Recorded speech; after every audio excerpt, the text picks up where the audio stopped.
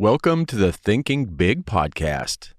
This episode is part of a special 14-day Think and Grow Rich challenge. And today we are going over the 9th step to success, the step on the power of the mastermind. This is literally the driving force of success. And I recently hosted a live 14-day Think and Grow Rich challenge. And I thought it would be a fantastic idea to put it out here on the podcast so everybody could listen whenever they wanted. So for 14 days, I will be releasing a new podcast and the associated challenge that covers each of the 13 steps in Think and Grow Rich, plus a bonus challenge on the introduction.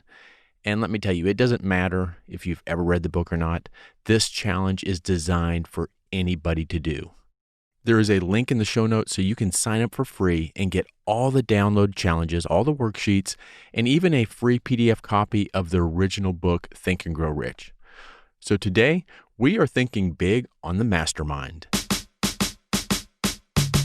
Welcome to the Thinking Big podcast with Sean Osborne, the show helping you think bigger into your life and potential. Sean believes by equipping you with the tools, strategies, and philosophies required to be successful in all aspects of your life, you can achieve anything you believe in. Empowering our own growth makes a deeply positive and lasting impact on our lives, community, and our world. Now, here's Sean. Hello, everyone, and welcome to day 7 of the 14-day Think and Grow Rich challenge. Today, we are doing the challenge on the power of the mastermind.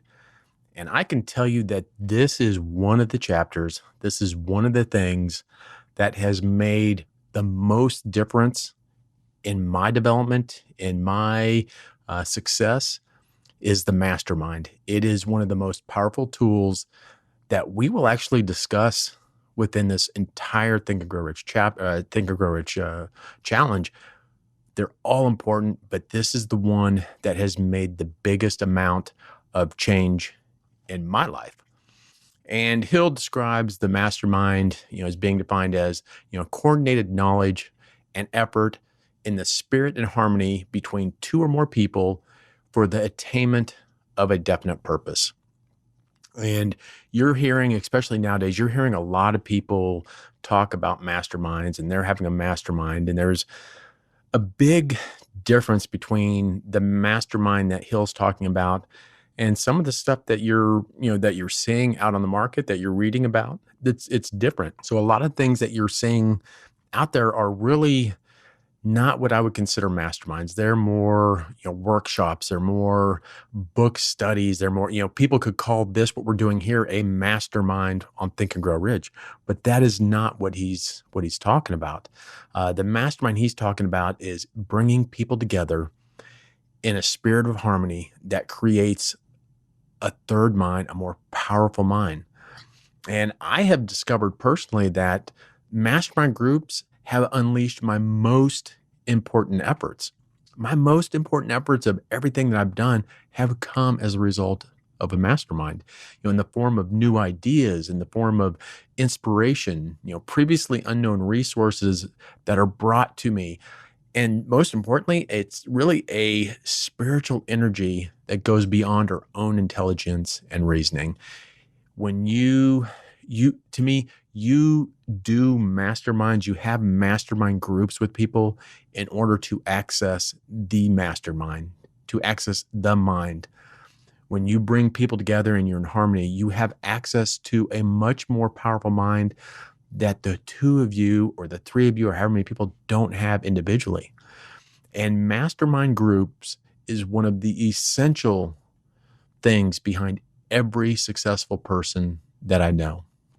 And if you go to line 122 within this chapter, he says, a group of brains coordinated or connected in a spirit of harmony will provide more thought energy than a single brain, just as a group of electric batteries will provide more power than a single battery.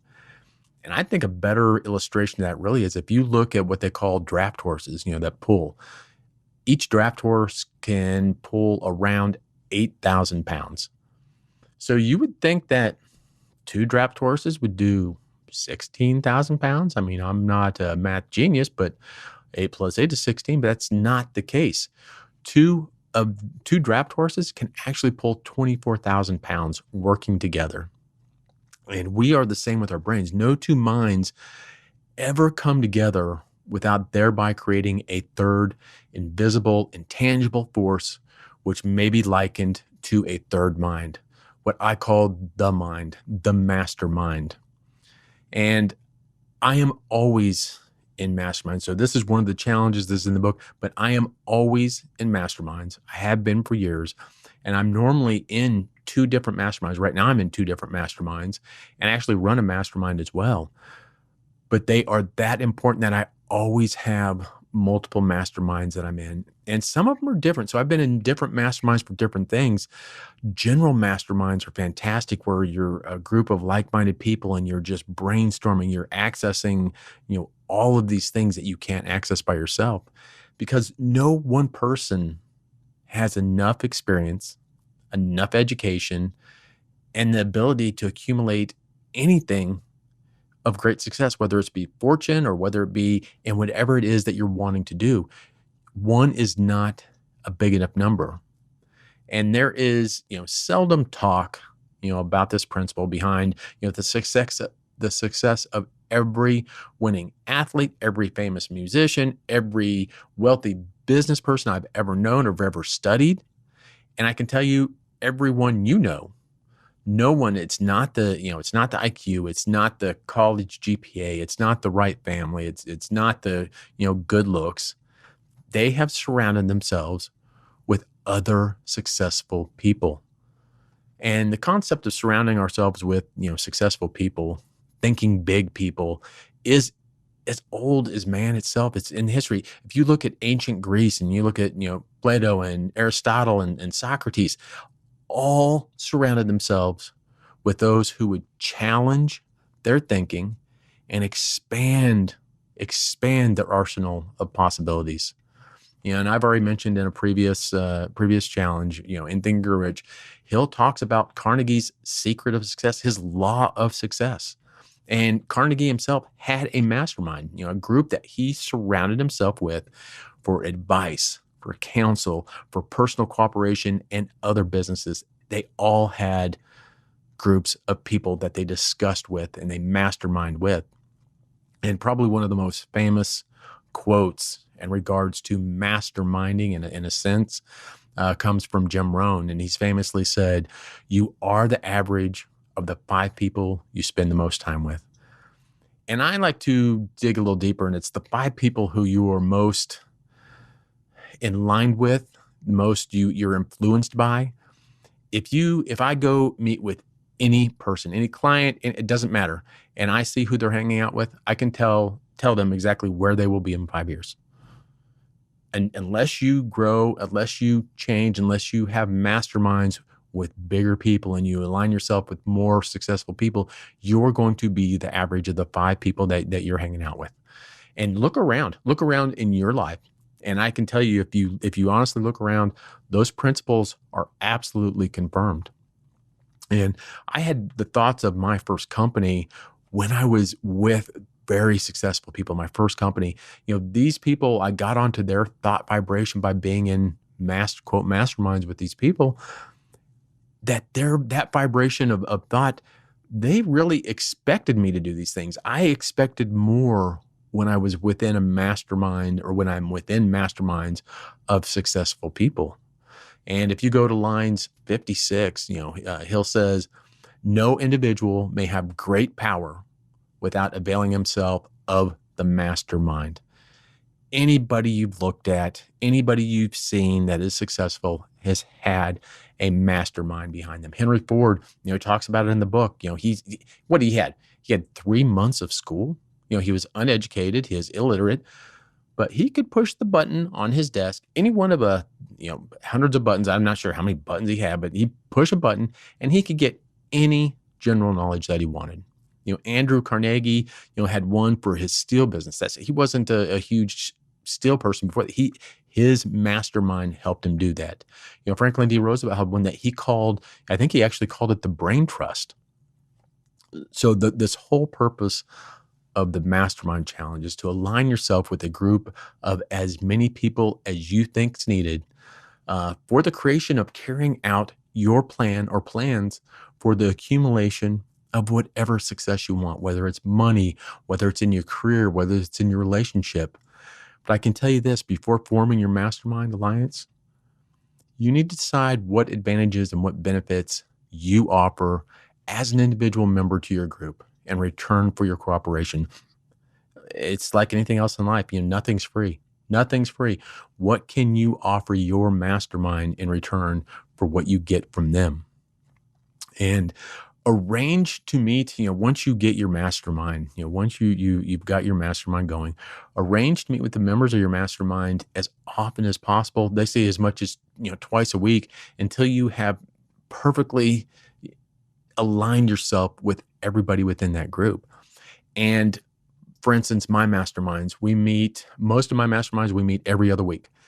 But in between the masterminds, I have calls and talks and Zooms and whatever technology we can use to communicate with the other members of the mastermind. So that even though the group only meets once every 2 weeks, there's not a week that goes by that I don't talk with at least one or two people from one of my masterminds.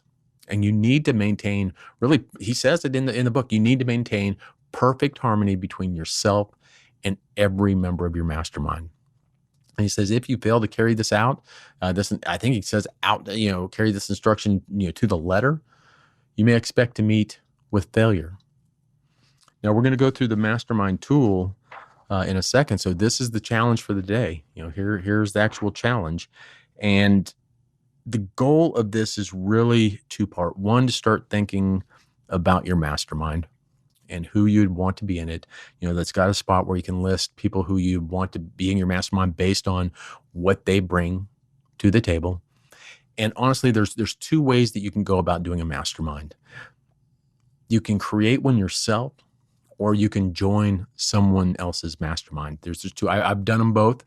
I pay the two that I'm in right now. I pay for the host of the mastermind, and what that's buying me is their connections and aligning me with people. They're very good at doing what they do, and they align the groups with other people that will all benefit each other. So do not be afraid of going out and searching and paying for a mastermind. Again, you can start your own. You can do, however you want to do your mastermind, but align yourself with more successful people. Here's the thing. You don't want to be the biggest fish in the pond. You don't want to be the biggest fish in the pond, but at the same time, you cannot be such a small minnow to sharks, because you won't be able to benefit. Again, part of this is looking at what you can offer them. So as an example, if I was to go into a mastermind with, let's say Tony Robbins and John Maxwell and Elon Musk and all these people that have a thought vibration that's way up here, I'm too small of a fish. I would not benefit them like they would benefit me. And it's almost like a high school, I hate to say that, but you want to be with people that are within your thought or just above your thought, to challenge you, to push you.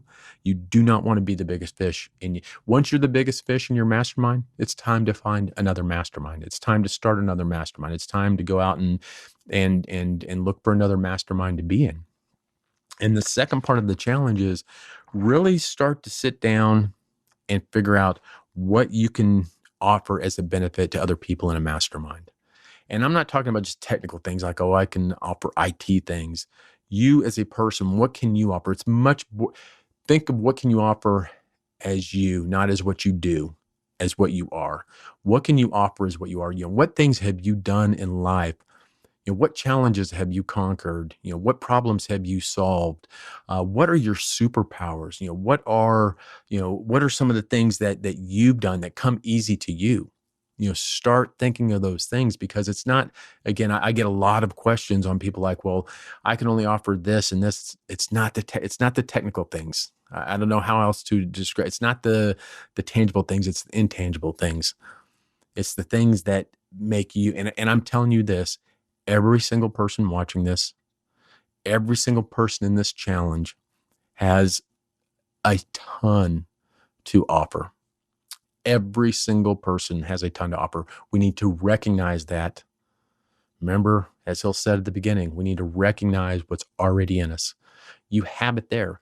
So now We're going to pull this together. We're going to start creating a mastermind. You're going to start looking at other people. You're going to start trying to develop these relationships and these groups of people that will absolutely push you and expect more of you than you do of yourself.